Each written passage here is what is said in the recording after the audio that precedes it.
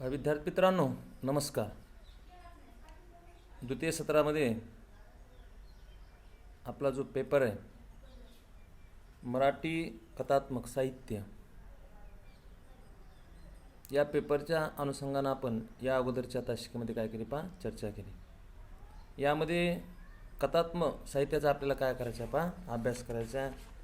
त्याच्यामध्ये जे वेगवेगळे वाङ्मय प्रकार आहेत, जसं आपण प्रथम सत्रामध्ये कथा या वाङ्मय प्रकारचा अभ्यास केला, तसं द्वितीय सत्रामध्ये आपल्याला चरित्र, आत्मकथन, कथा, प्रवास वर्णन, ललित गद्य व कादंबरीचा अंश या वाङ्मय प्रकाराचा काय करायचा अभ्यास करायचा आहे.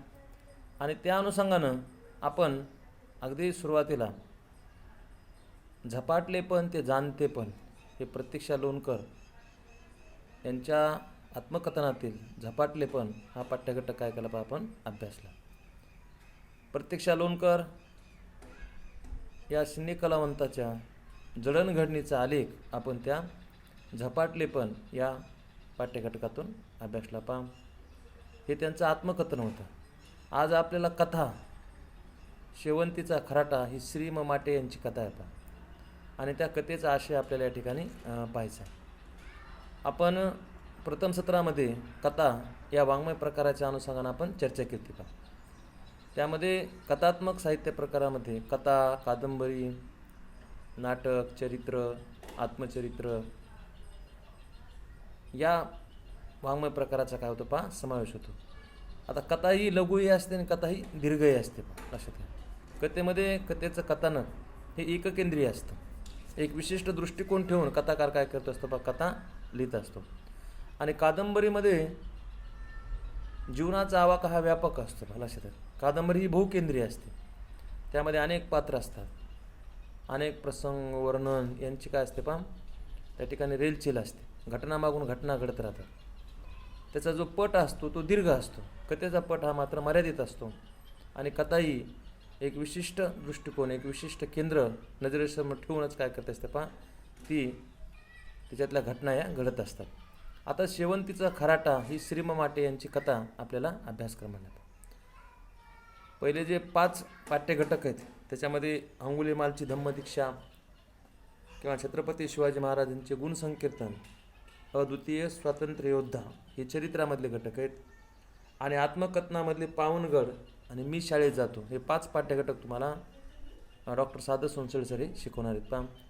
राहिलेले जे खालचे 5 पाठ्यघटक आहेत त्याच्यामधला जो 6वा आहे झपाटलेपण तो आपण पाहिला आहे. आता 7वा जो तुम्हाला कथा या वाङ्मय प्रकारामधला एक कथा या ठिकाणी अभ्यासक्रमाला ठेवलेली ती म्हणजे श्री म माटे यांची शेवंतीचा खराटा ही ती कथा आहे.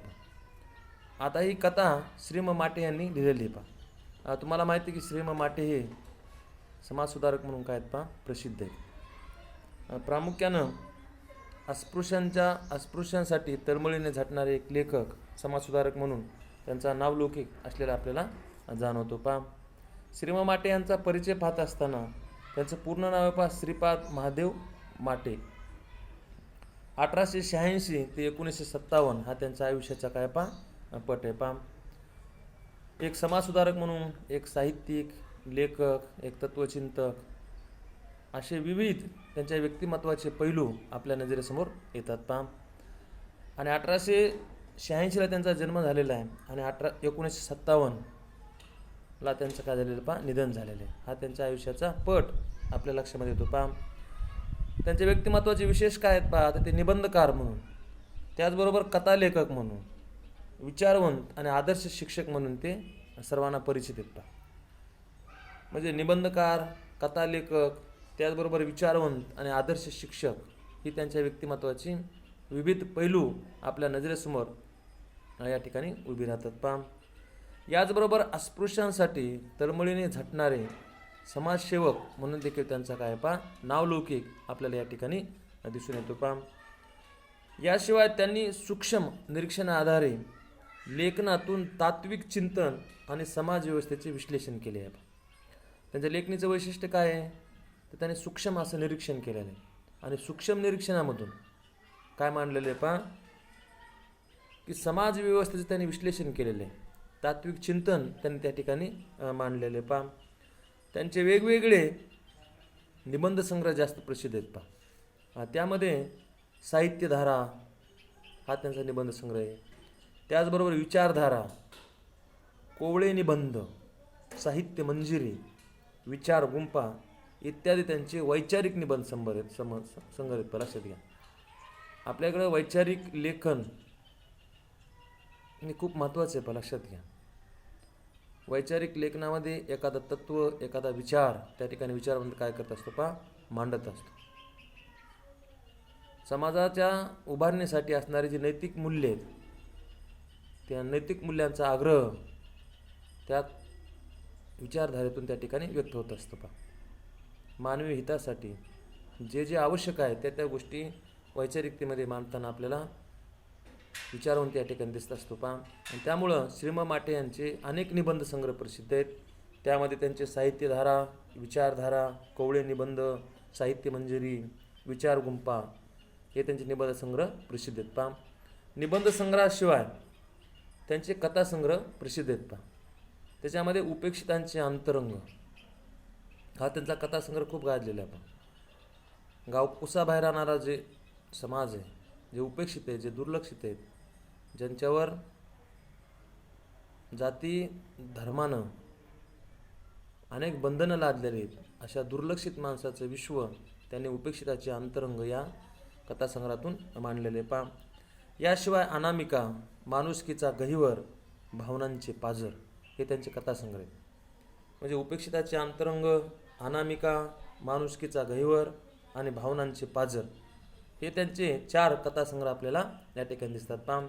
शेवंतीचा खराटा ही जी कथा आहे, ही कथा माणुसकीचा गहिवर या कथासंग्रहातून घेतलेली आपल्याला दिसते पहा. याशिवाय संत पंत आणि तंत हे त्यांचं पुस्तक प्रसिद्ध आहे पहा. तुम्हाला माहिती आहे की मध्ययुगीन मराठी वाङ्मयाचा इतिहास अभ्यासत असताना आपल्याला प्रामुख्याने 3 धारा दिसतात. एक संत कवी, पंत म्हणजे पंडित कवी आणि तंत म्हणजे शाहिरी कवी. तर संत पंत आणि तंत या 3 धारेचा अभ्यास त्यांनी या पुस्तकामध्ये मांडलेला आहे पहा. याशिवाय गीता तत्व विमर्श हा जो तत्वचिंतनपर ग्रंथ आहे, गीता तत्व विमर्श. याशिवाय रामदास स्वामीचे प्रपंच विज्ञान. आपल्याला माहिती आहे पहा की रामदास हे संतही होते आणि एक कवी म्हणून स्वतःचा नवीन संप्रदाय निर्माण करणारे संप्रदायकार म्हणून आपण त्यांना ओळखतो पहा. त्याच्यामध्ये त्यांनी समर्थ संप्रदायाची काय केली पहा, स्थापना केलेली आपल्याला दिसून येते पहा. म्हणजे संत मालिकेत समाविष्ट होणारे परंतु स्वतःचा स्वतंत्र असा संप्रदाय निर्माण करणारे ते संत आहेत. त्यांनी आपल्या दासबोध या ग्रंथामधून प्रामुख्यानं प्रपंच विज्ञान सांगितलं पहा. आणि मग त्या ग्रंथाचा आधार घेत संत रामदासांचं मोठेपण श्रीम माटे यांनी रामदास स्वामीचे प्रपंच विज्ञान या ग्रंथात मांडलेले पहा. याशिवाय पश्चिमेचा वारा ही त्यांची कादंबरी देखील प्रसिद्ध आहे पहा. त्यांनी काही निवडक ग्रंथांना प्रस्तावना देखील लिहिलेल्या आहेत पहा. त्यांच्या लेखनाचं वैशिष्ट्य काय पहा, तर वाचकांना चटका लावणारी भाषाशैली, भाषेवर त्यांचं प्रचंड प्रभुत्व आहे. वाचकांना, रसिकांना अंतर्मुख करणारं लेखन त्यांनी काय केले पहा लिहिलेलं आहे. आणि त्यामुळं वाचकांना चटका लावणारी भाषाशैली, यामुळे त्यांना मराठी साहित्य विश्वामध्ये मानाचे स्थान असलेले आपल्याला या ठिकाणी दिसून येते पहा. लेखकाने या कथेतून काम कोणतेही असो तो निष्ठेने केले पाहिजे या जाणीवीतून माणुसकीने ओतप्रोत भरलेल्या शेवंताचे भावविश्व चित्रित केले आहे. तर ही नायिका प्रधान कथा आहे पहा, लक्षात घ्या. शेवंता ही या कथेची काय पहा नायिका आहे आणि तिचं भावविश्व त्याने या ठिकाणी चित्रित केले पहा. काम कोणतेही असो ते काम आपण निष्ठेने केले पाहिजे, त्या कामावर आपण निष्ठा दाखवली पाहिजे. आणि तुम्ही ते निष्ठेनं काम करणं कसं गरजेचं आहे हे त्यांनी या कथेतून मांडलेले पहा. शेवंतीचा खराटा ही जी श्रीम माटे यांची कथा आहे, ही कथा माणुसकीचा गहिवर या कथासंग्रहातून घेतलेली पहा. आणि शेवंतीचं व्यक्तिचित्र त्यांनी या ठिकाणी काय केलेले पहा रेखाटलेले. झाडूकाम करणारी ही जी स्त्री शेवंता, तिचं व्यक्तिचित्र, तिची जीवन कहाणी त्यांनी या छोट्याशा कथेतून काही ठिकाणी आपल्यासमोर मांडलेली पहा. ती कथा आपण तिचा कथेचा आशय आपण पाहू पहा. ही एक झाडूवाली बाई आहे. स्वतः कथाकार काय करतो पहा, कथेचं निवेदन करते पहा. शेवंताविषयी तू सांगते पहा की ही एक झाडूवाली बाई आहे. झाडूवालीचे चरित्र ते काय असणार आहे का? म्हणजे समाजातील जे उपेक्षित, समाजातील जे दुर्लक्षित घटक आहेत त्यांचे चित्रण श्रीमा माटे यांनी केलेले आहे. लक्षात घ्या. एक काळ असा होता पहा की लेखन कोणावर केलं जायचं तर मध्यमवर्गीयावर. लक्षात घ्या. राजे महाराजे यांच्या जीवनावर लेखन केलं जायचं. पहा सामान्य माणूस हा साहित्याच्या केंद्रस्थानीच नव्हता, परंतु श्रीमा माटे यांनी जे उपेक्षित आहेत, जे दुर्लक्षित आहेत, अशांचं देखील चित्रण आपल्या साहित्यातून केलेलं दिसतं पहा. आणि त्यामुळं कथेची सुरुवात त्याने अशी केली पहा की ही एक झाडूवाली बाई आहे. झाडूवालीचे चरित्र ते काय असणार. मध्यमवर्गीयाचा पाहण्याचा दृष्टिकोन त्याने या ठिकाणी स्पष्ट केला आहे पहा. अवघा जन्म या बाईने खराटा फिरविण्यात घालवला आहे. पहिल्या 2-3 वाक्यामधूनच ते शेवंता आणि तिच्या कामाविषयी ते सांगतात. लक्षात घ्या. तर ती एक झाडूवाली बाई आहे. झाडूवाल्या बाईचं चरित्र काय असणार. हिनं अवघा जन्म खराटा फिरवण्यात घालवला आहे. या कामाला तू केव्हा सुरुवात केलीस म्हणून मी एकदा तिला विचारले, तेव्हा ती म्हणाली पदूर आला तेव्हा धरणं. ती तेव्हा 13-14 वर्षाची असेल. तर उपवर झाल्यापासून म्हणजे वयात आल्यापासून म्हणजे वयाच्या 13-14 वर्षापासून ती काय करते पहा, झाडून काढण्याचं काम मोठ्या निष्ठेनं करते पहा. आज तिचे वय 65-66 वर्षाचे असेल. आज तिचं किती वय आहे तर पहा, 65-66 वर्ष तिचं आज वय आहे. वयाच्या 14व्या वर्षापासून लक्षात घ्या जवळजवळ 50 वर्ष झालं ती काय करते पहा, झाडू मारण्याचं, गाव स्वच्छ करण्याचं काम मोठ्या निष्ठेनं करते पहा. निदान तिची साठी तरी खास उलटली आहे. आता जर तुम्ही तिला पाहिले तर हे एक चोळामोळा झालेला माणूस आहे असेच तुम्ही म्हणा. पहा तिची वर्णनशैली कशी. लक्षात घ्या. चोळामोळा झालेला माणूस या वाक्यामधून ते शेवंताचं व्यक्तिमत्व आपल्यासमोर साकार करतात. लक्षात घ्या. 60 वर्ष ज्या स्त्रीनं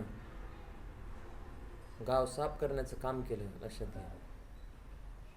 वयाच्या 60व्या वर्षी तिचं व्यक्तिमत्व कसं हे सांगताना श्रीमा माटे असे म्हणतात पहा की हे एक चोळामोळा झालेलं माणूस आहे पहा. तिला नीट दिसत नाही, तिच्या तोंडात दात नाहीत.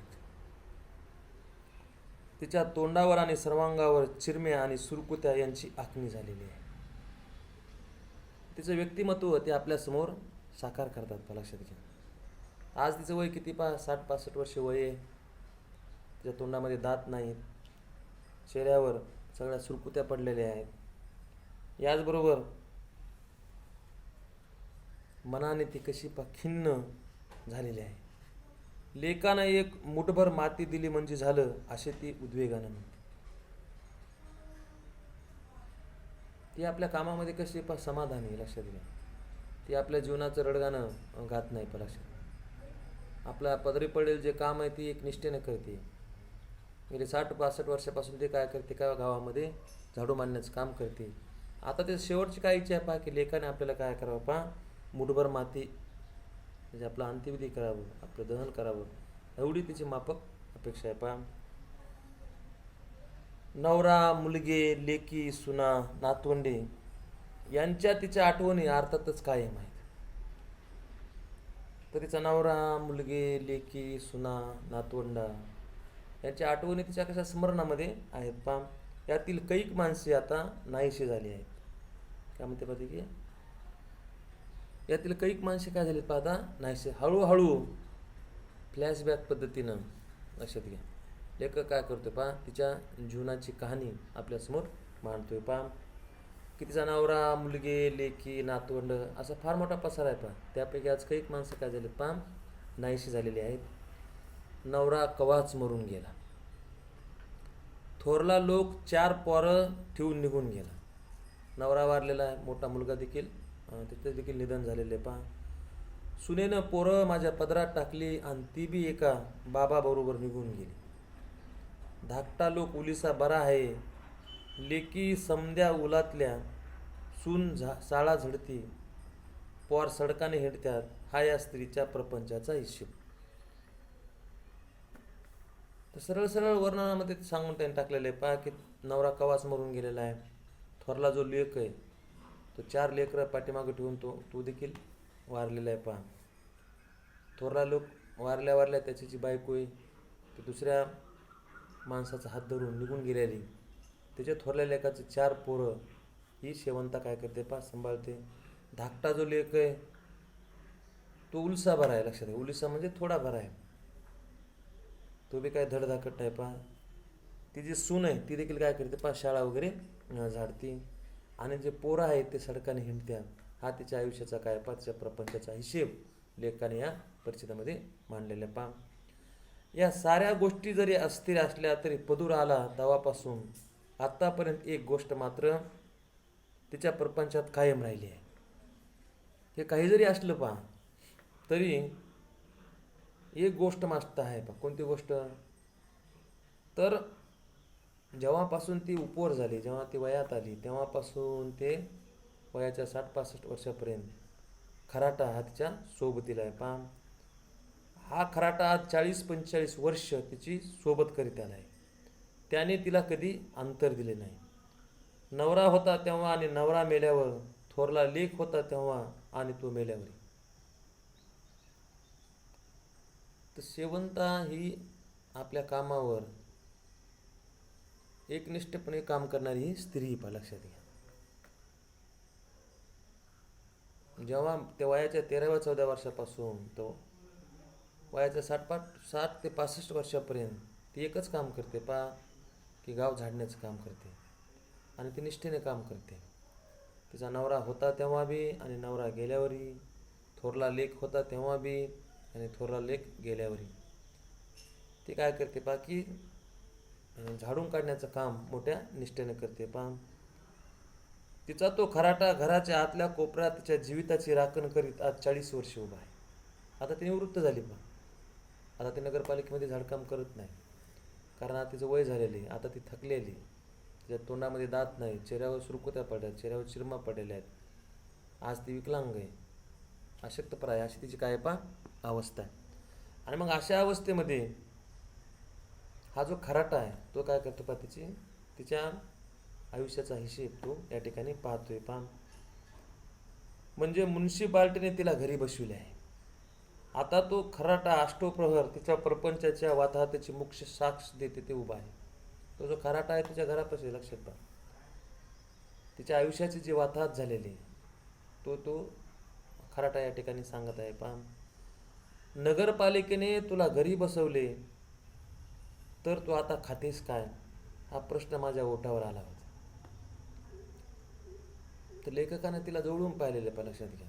आणि त्यामुळं लेखकाला प्रश्न असा पडलेला आहे की आता ती निवृत्त झालेली आहे, आता तिचं वय झालेलं आहे, नगरपालिकेने तिला आता घरी बसवलेलं आहे, तिला पेन्शन नाही, पैसा येत नाही, मग तू आता आपली उपजीविका कशी भागवतेस, असा प्रश्न लेखकाच्या ओठावर आलेला आहे पहा. पण मी तो विचारला नाही. असल्या प्रश्नाच्या उत्तराने मनात फार कालवा होते, त्यामुळे ते विचारण्याचे धाडस माझ्याने पुष्कळदा होत नाही. आता श्रीम माटे हा संवेदनशील मनाचा माणूस आहे पहा. दुसऱ्याचे दुःख, आपले दुःख मानणारा हा माणूस आहे. आणि त्यामुळं त्यांच्याने हा प्रश्न त्यांना विचारावा सुद्धा वाटलं नाही. त्याचं कारण असं आहे की पोटामध्ये खूप कालवा होते, खूप वाईट वाटतं, आणि त्यामुळे त्यांनी तो प्रश्न विचारला नाही. आलेले उत्तर झिंझिन्या उत्पन्न करीत मनात घुसले तर पुढे तात्पुरते काही करता येते, पण कायमचे काहीच करता येत नाही, ही जाणीव मनाला अतिशय उद्विग्नता आणते. तर प्रत्येकांच्या काही मर्यादा आहेत पहा, लक्षात घ्या तुम्ही. आणि त्यामुळं ती शेवंता जी आहे, आज शेवंताचं दुःख लेखकाला कळतंय पहा, पण तो काहीच करू शकत नाही, त्याच्या काही मर्यादा आहे लक्षात. आणि त्यामुळं तिला जर आपण असा प्रश्न विचारला की तू काय खातेस, तर तिचं उत्तर ऐकून काय होईल पा, डोक्यात झिंजिना येतील, पोटात कालवा कालवे होईल, आपण काहीच करू शकत नाही, ही जाणीव देखील या ठिकाणी लेखाला आहे पा. पण मला पक्के माहीत आहे की या वृद्ध स्त्रीची सध्या हालाकी आहे. आता लेखाला हे सगळं माहिती पा की सध्या ही हालाकीमध्ये काय करते पा, जीवन जगत आहे पा. लेकाच्या आणि सुनेच्या तोंडाकडे आशेने पाहत बसणे एवढे तिला आता शिल्लक राहिलेले आहे. आता ही तर घरोघरची कहाणी आहे पण लक्षात घ्या. उतार वयामध्ये मध्ये माणसाला लेकाच्या आणि सुनेच्या हाताकडेच पाहावं लागतं. आणि अधिकार काही नसतात लक्षात घ्या. लेक वागवेल तसं, सून वागवेल तसं राहावं लागतं पा. मृत्यूची वाट पाहत आयुष्य कंटावं लागतं पा. खराटा स्तब्ध झाला आहे. आता खराटा ती काही हातामध्ये घेत नाही पा, तो स्तब्ध झालेला आहे. हातापायाला अशक्तता आली आहे. हातापायाला काय झाले पा, अशक्तता आली आहे पा. कारण वय झाल्यामुळं अंगात तेवढी ताकद नाही, अंगात रग नाही आणि ती अशक्त बनलेली पा. आणि ही स्त्री मुठभर मातीची वाट पाहत आहे. आता ते मृत्यूची काय करते पा, वाट पाहते पा. हा या स्त्रीच्या जीविताचा हिशेब आहे, हा तिच्या जीविताचा इतिहास आहे. खराटा ही तिच्या जीविताची निशाणी आहे. तर हा काय पा, तिच्या जीवनाचा हिशेब आहे, हा तिच्या जीविताचा काय पा, खरा इतिहास आहे. आणि खराटा हा मुकपणे याची काय करतोय पा, साक्ष देतोय, असं लेखानं आता काव्यात्मक वर्णन केलेलं आहे पा. एकदा बोलता बोलता ती मला म्हणाली, माझं पहिलं नाव शेवंती होतं. तर ती बोलता बोलता लेखाला म्हणाली की माझं नाव काय होतं पा, सुरुवातीला शेवंता होतं. सासरं राही म्हणायला लागले. तर तिचं नाव काय होतं पा, शेवंता होतं. पण सासरला आल्यानंतर सासरच्या लोकांना, सासऱ्यानं काय केलं पा, राही हे तिचं नाव ठेवलं पा. या स्त्रीचे पहिले नाव शेवंती होते. ही शेवंती आज तुम्ही पहा शुद्ध खराटा बनली आहे.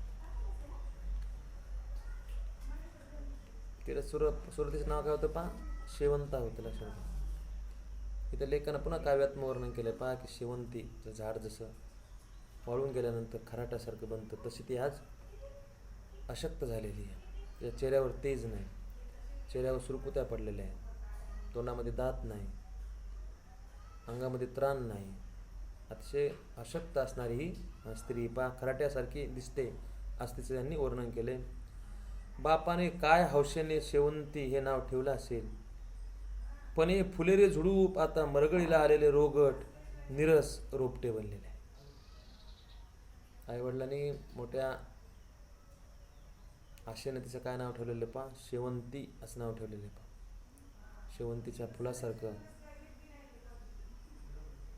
असणारी शेवंता आता मात्र काय झाली पा, रोगट रोपट्यासारखी झाली पा, निस्तेज झालेली. तिचं वय झालेलं आहे पा, सुनाच्या आणि लेकराच्या हातामध्ये, त्यामुळे तिला पोटाला पोटभर अन्न भेटत नाही. अशा परिस्थितीमध्ये ती जगते पा. सासऱ्याने हिचे नाव राही ठेवले. राही म्हणजे राधी, राही म्हणजे राधी पा. राही रुक्माबाई राणी, या आरतीमधले जे ओळ आहे पा. या आरतीतल्या ओळी जी राही आहे ती कृष्णाची राधी म्हणजे राधा आहे. राही म्हणजे काय पता, राधा पा. याहून चांगले नाव कुणाला तरी ठेवता येईल का? पण नावानी सामाजिक परिस्थिती बदलते काय, माणसाला निराळी किंमत येते काय? केवळ नावानं नावानं काही होत नाही पा. लक्षात घ्या. तुम्हाला माहिती पा की शेक्सपियर हा जो नाटककार आहे त्यानं असं म्हटलं पा की नावात काय नाही का. तर नावामध्ये काय नाही पा, तुमचं नाव मंजुळा ठेवलं काय, शेवंती ठेवलं काय, बकुळा ठेवलं काय, काही जरी ठेवलं तरी नावामुळं फारसा काही फरक पडत नाही पा. जीवनात वाटायला आलेले जे भोग आहेत ते माणसाला भोगावे लागतात पा. तसं शेवंता काय करते पा, जगते पा. या स्त्रीची सध्या स्थिती पाहिली आणि आजवरचा तिचा व्यवसाय पाहिला म्हणजे या सुंदर नावाची विडंबन झाली. लेखक काय म्हणतो पा, तिच्या आजवरची जर आपण स्थिती पाहिली तर या नावाचं काय झालेलं पा, विडंबन झालेलं. ते दुसऱ्यांना सुगंध देत देत तिनं आपलं आयुष्य काय केलं पा, खर्च केलेलं आहे. तिच्या जीवनामध्ये सुखाचे क्षण फार कमी आलेले. तरुण वयातच नवरा वारलेला आहे, थोरला लोक 4 नातवंड सोडून निघून गेलेला आहे. बारका आहे तो फार हुशार नाही. लेक आणि सून तिला काही चांगली वागणूक देत नाहीत. तिची सध्या कशी हलाखीची स्थिती आहे.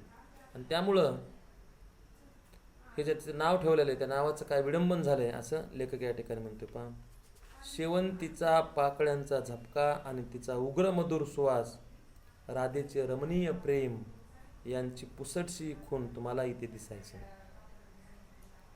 तर शेवंताच्या जीवनामध्ये प्रेमाचे क्षण तसे फार कमी आहेत पराक्षात, पुसटशी बी नाहीत असं लेखक या ठिकाणी सांगतो. पहा, तिच्या वाट्याला दुःख म्हणजे दुःखच आले नाही का नाही.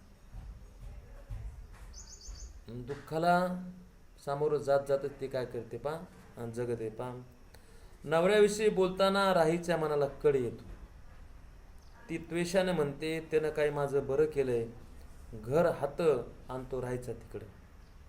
काय सांगावं तो मास्टर. त्याच्या जीवनाचा पट या ठिकाणी कथाकार काय करतो पहा, हळूहळू उलगडून दाखवतोय. पहा की नवऱ्याविषयी विचारलं तर ती नवऱ्याविषयी देखील त्वेषाने बोलते की त्यानं माझं काय भलं केलं, तो राहायचा तिकडं आणि शेवंता कुठं राहायची पहा इकडं राहायची. आणि त्यामुळं तिला पतीचं प्रेम, पतीचा सहवास हा देखील फारसा लाभलेला नाही. लक्षात, पतिप्रेमासाठी ती असुसलेली असायची, पण पती तिकडं दूर राहायचा पहा.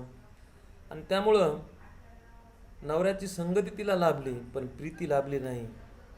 तोही तिच्या विषात मनाच्या तळाशी अजून राहिला. नवऱ्याचं तिला संगती लाभली पहा, पण नवऱ्याचं काही तिला प्रीती लाभली नाही, प्रेम लाभलं नाही असं कथाकार या ठिकाणी सांगतोय. पहा, प्रसंग आला तर उत्सून वर येतो, मोठा मुलगा मरून गेला पण सुनेनं तरी टाकून राहावायचे. तुला दुःख या गोष्टीचं वाटतंय की मोठा मुलगा वारलेला आहे, सुनानं राहायला पाहिजे होतं, परंतु सून दुसऱ्या माणसाचा हात धरून निघून गेलेली. पहा, मुलाची काळजी आजीने करावी, आता ही वृद्ध स्त्री काय करणार, ती थकली आहे, तिच्या झाडणीचा पगार बंद पडला आहे. तर आज तिची बिकट अवस्था आहे. लक्षात घ्या, मोठा थोरला मुलगा त्याचं निधन झालेलं आहे, त्याची पत्नी लेकरांना सोडून निघून गेलेली, शेवंता ही तर थकलेली. पहा लक्षात घ्या, उपजीविकेचे फारसे साधनं तिच्याकडे उपलब्ध नाहीत. आणि अशाही परिस्थितीमध्ये ती चार नातवंडा काय करते पहा, जगवते. पहा, साऱ्या जन्मात सुखाचा विसावा तिला कुठेच सापडेल नाही, ती फक्त मुठभर मातीची वाट पाहते. तर शेवंताच्या जीवनामध्ये सुखाचे क्षण फारसे आलेलेच नाहीत. लक्षात घ्या, दुःख एक दुःख हे तिचं काय पहा आयुष्य. आणि त्यामुळं ती मुठभर मातीची वाट पाहत आहे असं लेखक या ठिकाणी म्हणतोय. पहा, संबंध जन्माच्या जन्म तिचे नुसते पोत्रे झालेले आहे. पोत्रे नाही तर काय, तर संबंध आयुष्यभर तिचं कसं आयुष्याचं काय झालं पहा, पोत्र झालेलं आहे असं लेखकाने या ठिकाणी काव्यात वर्णन केलेलं आहे. पहा, म्हणजे तिच्या जीवनाला काही अर्थ राहिला नाही. लक्षात घ्या, ती जगते, कष्ट करून जगते. नवऱ्याचं प्रेम नाही, मोठा मुलगा वारलेला आहे, नातवंड रस्त्याने फिरतात, त्यांची उपजीविका ते बरोबर करू शकत नाही, अशी तिच्या आयुष्याची काय पहा कहाणी आहे. मी आज 30-35 वर्ष तरी पाहत आहे, मर्याईपासून शीतळादेवीपर्यंतची बाजू झाडाचा वाटा तिच्याकडे आहे. तिच्याबद्दल लेखक या ठिकाणी सांगतोय. पहा की ती मर्याईपासून तर शीतळा जी देवीपर्यंतची जी बाजू आहे ती पूर्णपणे झाडायची, पहा स्वच्छ करायची. मी तिच्या आळीत म्हणजे गल्लीत रात्रीचा शिकवायला यायचो, कोणाचे काही बरे वाईट पाहायचा, स्वाभाविकपणेच राही मला चांगलं ओळखू लागली. आणि पुढे पुढे तर ती आपल्या पारपंचिक सुखदुःखाच्या गोष्टी मला सांगू लागली. तर शेवंता आणि लेखकाचा परिचय काय झाला आहे त्याने सांगितलेलं. बाकी लेखक त्या शेवंता ज्या गल्लीमध्ये साफसफाई करायची त्या गल्लीमध्ये शिकवण्यासाठी जायचे, किंवा त्या गल्लीमध्ये कोणाला काही अडचण जर आली तर त्यांना ते मदत करायची. आणि त्यामुळं सरांचं तिथं येणं जाणं असल्यामुळं शेवंताशी त्यांची काय झाली पहा ओळख झालेली. पहा, पुढं ती त्यांना सुखदुःखाच्या गोष्टी सांगते. पहा, होता होता ती जीर्ण दिसू लागली. आणि आयुष्य हे काही थांबत नाही पहा, लक्षात घ्या. 30-35 वर्षानंतर ती काय झालेली पहा जीर्ण या ठिकाणी दिसलेली. इथं आपण थांबू. पहा राहिलेली कथा पुढच्या भागामध्ये आपण पाहू.